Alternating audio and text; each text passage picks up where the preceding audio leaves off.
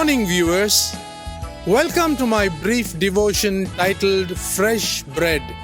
And I do hope that it makes an impact in your life as you begin a new day in Christ. My short message this morning is titled Ushering Marvelous Light in the Place of Spiritual Darkness. I had some time back been to a few villages in Odisha to share about the moral light of Jesus Christ. In most of the villages, I found there was no electricity, therefore no light or even water. Why were the villagers kept in the dark? The Indian government was and has always been concerned that if there is electricity, light and water, Christian missionaries would then come to share the good news of the gospel.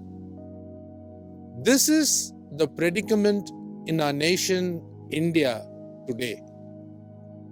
Many years ago, 3 missionaries, Joshua, William Ward, and William Carey from the West, came to light up the state of West Bengal. By coming to the state as missionaries, let us see what good they did. They taught that idolatry brings ignorance, superstition, bondage, curses, the spirit of lust, and also child sacrifices.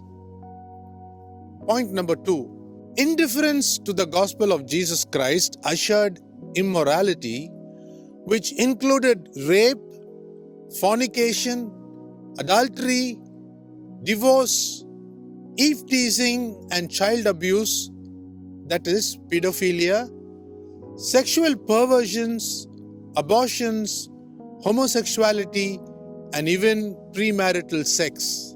Injustice in general was addressed by the trio because there has always been inequality, partiality, nepotism, bribery, corruption, poverty, unemployment, terrorism, dowry issues, bonded labor, slavery, and casteism above all these things.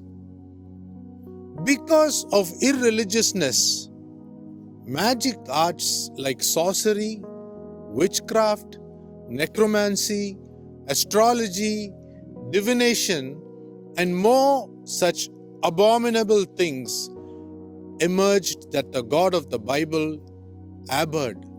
Finally, due to lack of respect, there was violence, rebellion, disobedience to parents, etc. in this nation, which boasts a population of 1.4 billion today.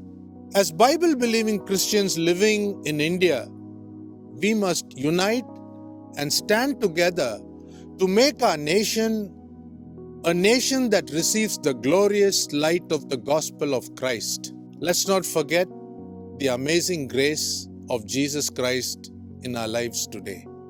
Think about this. Have a great day.